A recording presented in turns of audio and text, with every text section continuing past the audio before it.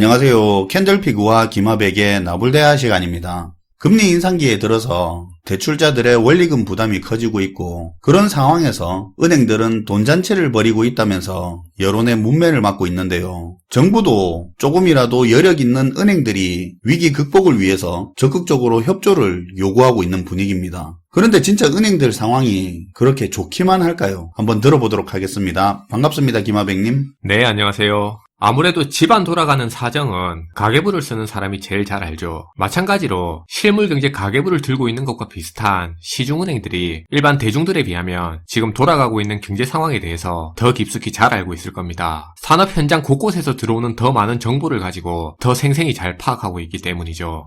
그렇긴 하네요. 사람들이 저축하는 상황이나 가계와 기업의 소득 상황이며 그들이 돈을 빌려가는 목적이나 액수까지 이런 거 다 들여다보고 있는 게 은행이기도 하니까. 맞아요. 실제 금융권을 보면 이런 정보를 바탕으로 지금 우리 경제에 위험 요인이 많은데 이런 위험 요인이 현실화되는 것에 대해 긴장하면서 대손 충당금을 늘린다든가 현재 많은 대비를 하고 있는 걸로 알려지고 있습니다. 대손 충당금은 쉽게 말해서 빌려준 돈 떼였을 때 그거 메꿔 넣으려고 따로 빼놓은 돈이죠. 네, 위험을 대비하는 거죠. 어쨌든 은행들의 이런 철저한 준비에도 불구하고 우리한테 지금 안 알려져서 그렇지 여전히 은행을 위협하고 있는 문제점들이 상당히 많은데요. 사실 지금 우리나라 시중은행들이 달성한 표면적인 실적만 보면 굉장히 안정적으로 보이고 또 좋다고 볼 수 있습니다. 지난 1년 반 동안 급격한 금리 상승기에 대출이 많이 늘면서 매분기 순이익을 수천억에서 1조 원씩 벌었고요. 최근에는 이자 부담으로 서민들은 죽어가는데 은행들 자기들끼리만 돈잔치한다고 욕들을 만큼 사상 최대 실적을 달성하기도 했습니다. 그리고 다른 전반적인 재무 상태나 자산 건전성 측면에서도 나름 안정적이라는 얘기도 들려오고 있어요. 그러면 뭐가 은행들을 위협하고 있는 문제라는 겁니까? 사실 제가 앞에서 말은 그렇게 했는데 지금 은행들이 만드는 이런 표면적인 수치만 보고 섣불리 마음을 놓을 때는 아니에요. 다른 일반 제조기업들하고 다르게 시중은행들이 최근 실적이 좋은데 어떻게 이런 실적을 달성할 수 있었는지 그 본질적인 이유를 보면 오히려 더 긴장하면서 조심해야 될 타이밍인 걸 알 수 있습니다. 일반적으로 우리가 아는 그런 시중은행들은 영업이익의 90% 이상을 이자 수익에서 얻고 있는데요. 그러니까 금리가 오르면 예대 마진이 늘어서 이자 수익은 증가하게 되죠. 그리고 은행의 이런 이자 수익 증가는 실적이 좋아지는 거니까 주식 가치까지 상승하게 돼서 그래서 일반적으로 금리가 오르면 은행들한테 호재로 작용하는 경우가 많고 이게 일반적입니다. 근데 문제는 경제위기가 가시화된다거나 경기 침체 상황인데도 불구하고 금리가 오를 이때가 문제가 될 수 있어요. 이거 구분을 해야죠. 일반적으로 금리 인상은 경기가 좋고 과열, 거품의 물가 상승 우려가 생기기 때문에 너무 뜨거워지기 전에 미리 김을 좀 빼는 개념이 강하죠. 그런데 지금 같은 경우는 경기 침체 상황인데 물가가 지속적으로 문제가 되어서 금리를 억지로 계속 올리는 상황이고요. 그쵸. 이런 경우에 금리 인상은 오히려 시중은행들한테 부담으로 작용할 여지가 큽니다.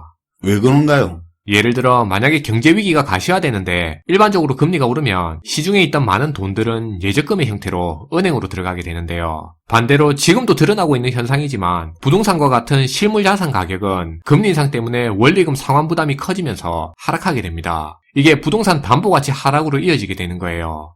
여기서 가계와 기업은 금리가 올라서 원리금 부담이 증가하게 되니까 부채 상환 능력은 급격하게 감소할 수밖에 없고요. 이렇게 경기가 안 좋을 때 금리 인상이 일어나면 은행이 한쪽에서는 금리 인상으로 이자 수익이 증가하는 측면이 있지만 다른 한편에서는 금리 인상으로 은행 빚진 사람들이 부채 상환 능력을 잃어가게 되고 여기서 자산 가격 하락으로 담보 가치까지 떨어지는 등 그만큼 부실 채권 위험이 증가하는 문제도 있어요.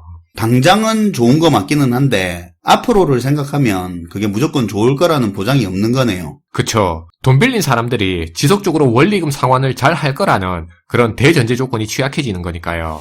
그리고 특히 경기 침체가 생기면 정부에서 서민들 지원하라고 압박을 받은 은행들이 무분별한 대출을 실행하는 경우가 많은데요. 이게 또 부실 채권을 키울 수 있습니다. 그리고 다른 문제도 있는데 금리 인상 때문에 은행 자체의 자산 건전성이 나빠질 수도 있다는 거예요. 작년 3분기 기준으로 우리나라의 국내 4대 시중은행들이 보유하고 있는 국채 규모만 80조 원에 육박하고 있는데요. 작년 한 해에만 10조 원이 넘게 불어났다고 합니다. 최근 1년 넘게 금융시장이 불안정하니까 채권 투자가 늘면서 이런 현상이 나타나고 있는 건데요. 여기에 사실 시중은행들이 보유한 회사채랑 은행채 같은 걸 더 더하게 되면 훨씬 더 많아지겠죠. 이러다 보니까 자연스럽게 시중은행의 보유자산 구성 중에서 채권의 비중이 확대될 수밖에 없었던 겁니다. 경제가 불안하니까 은행의 자산 중에 채권 비중이 크게 늘었네요. 그쵸. 근데 여기서 문제는 중앙은행이 기준금리를 올리다 보니까 기준금리의 영향을 가장 많이 받는 단기채 금리가 일단 오르게 됐고요. 그리고 순차적으로 시간을 가지면서 시중금리인 장기채 금리까지 올라가게 된 거죠.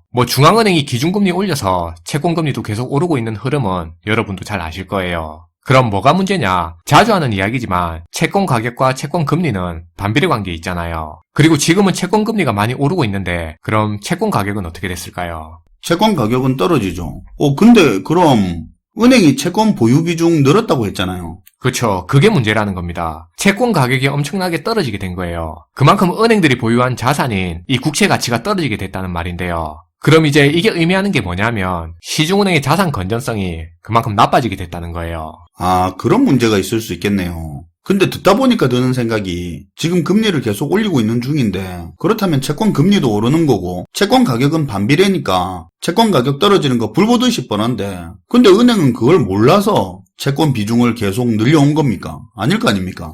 그쵸. 안 그래도 그 부분 물어볼 줄 알았어요. 일반적으로 경기 침체가 되면 금리를 내리는 게 기본 상식이잖아요. 그리고 그럴 때는 보통 채권을 사는 게 맞습니다. 그러니까 어찌 보면 지금 벌어지는 상황 자체가 상식적이지 않은 상황이죠. 갈수록 경기 침체 우려는 더 커지는데 금리를 계속 더 올려도 물가는 안 잡히니까 심지어 중앙은행이 여기서 어디까지 금리를 더 올려야 되는지조차도 판단이 안 설 정도니까 일반적인 상황은 아닙니다. 은행 입장에서는 어쨌든 돌아가는 금융 상황 자체가 계속 불확실하니까 이런 상황에서 굳이 무리하게 위험 자산에 투자하기보다는 안전자산을 늘리는 쪽으로 선택할 수밖에 없고요. 그리고 또 다른 측면에서 보면 채권금리가 이렇게 오를 걸 몰라서 채권을 그렇게까지 계속 샀냐고 할 수도 있는데 근데 은행이 채권을 그만큼 샀기 때문에 생각보다 채권 가격을 더 떨어뜨린 측면도 있는 겁니다.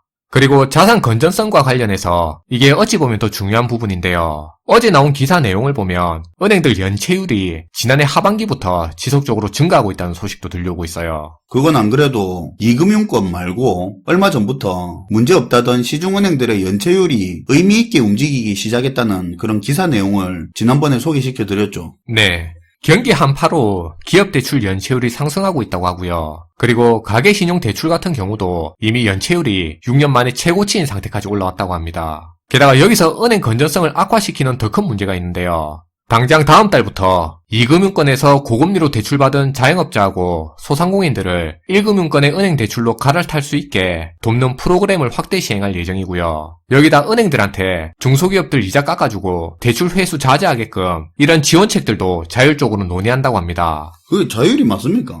네. 이게 자율이라고 해서 진짜 자율이 맞는지 그건 잘 모르겠는데 개인적인 생각으로 이걸 큰 틀에서 보면 이번에 실적 잘 나왔으니까 여력 있는 은행 너희들이 좀 안고 가라는 그런 의미로밖에 안 보인다는 거죠.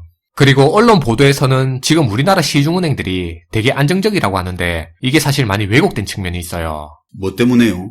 유동성 커버리지 같은 경우가 대표적인데요. 은행 같은 경우는 아무래도 공공성이 있는 사업이다 보니까 정부에서 유동성 커버리지 비율이라는 이 규제를 만들어서 적용하고 있습니다. 이 개념이 뭐냐면 은행들이 만일에 대규모 자금 유출이 생기는 경우에 그런 위험을 대비해 언제든지 쓸 수 있게 현금성 자산을 미리 준비해두라는 건데요. 이걸 유동성 커버리지 비율이라고 해서 일종의 비상금 같은 개념입니다. 어느 정도의 현찰은 딱 가지고 있어라 하는 의무가 있는 거네요. 그쵸. 근데 이게 코로나가 터졌을 때 금융당국이 이 유동성 커버리지 비율을 완화해주는 조치를 해줬었는데요. 정부 입장에서는 당시에 경기 침체 우려가 커지니까 은행들 규제 풀어줘서 이런 비상금으로 소상공인 자영업자들한테 대출 더 해주라는 거였습니다. 원래 코로나 전까지만 해도 은행들은 이 유동성 커버리지 비율을 이게 은행 자산의 건전성 지표다 보니까 100 이상으로 맞췄어야 됐는데요. 그게 기본 규제였습니다. 100이요? 네.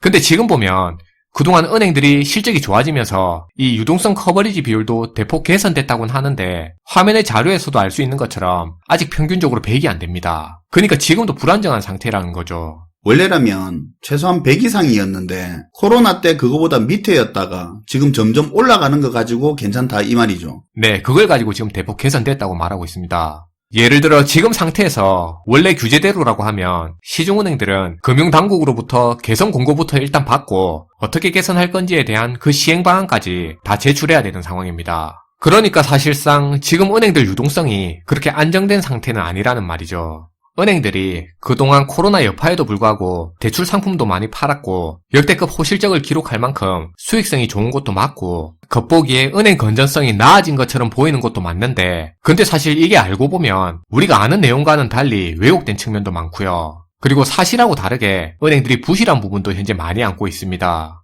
그동안 늘어난 대출이 건전한지에 대한 여부도 지금 알 수 없다는 게 또 더 큰 문제로 다가오는 거고요.